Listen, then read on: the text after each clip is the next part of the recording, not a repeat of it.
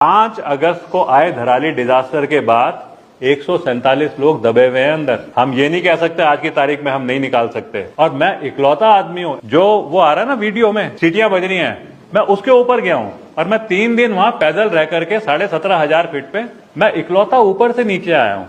एक मैसेज देने के लिए गया था मैं कि क्या हम खाली बस यही बात करें कि भाई ऐसा होना चाहिए, या हम आज जब वहां पे आ रखा है डिजास्टर तो हमारे को तो इतना बढ़िया मौका मिल रखा है रिसर्च एक्टिविटी कैरी आउट करने का।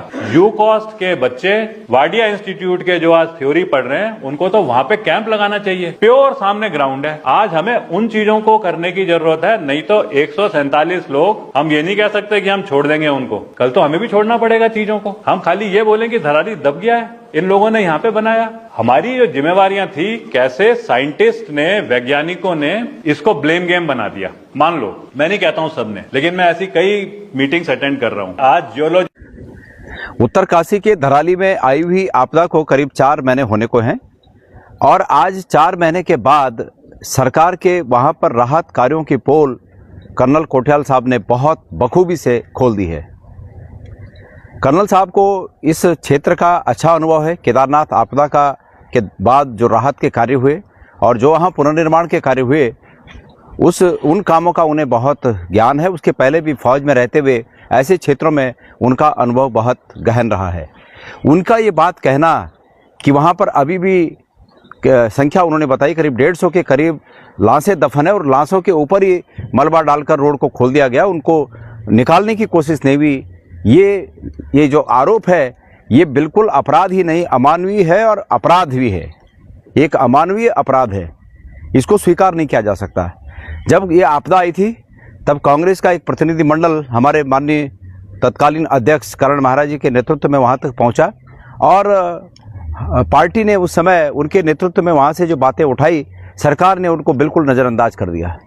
बात पक्ष और विपक्ष की नहीं है, लेकिन ये तय है कि भाई सरकारें इसीलिए चुनी जाती हैं कि जब ऐसे मौके आएँ तो सरकार उस अपेक्षा पर काम करे जिसके लिए सरकार चुनी जाती हैं। मैं याद दिलाना चाहता हूँ 2013 की आपदा में तत्कालीन मुख्यमंत्री जी को, ये पूरा राज्य हमारा जानता है कि सिर्फ और सिर्फ कांग्रेस हाईकमान ने इसलिए उन्हें हटाया कि कांग्रेस हाईकमान को ये लगा कि आपदा के दौरान जो उनके फर्ज थे उन फर्जों को उन्होंने बड़ी ईमानदारी से उन फर्जों को नहीं निभाया और इसलिए उन्हें हटना पड़ा।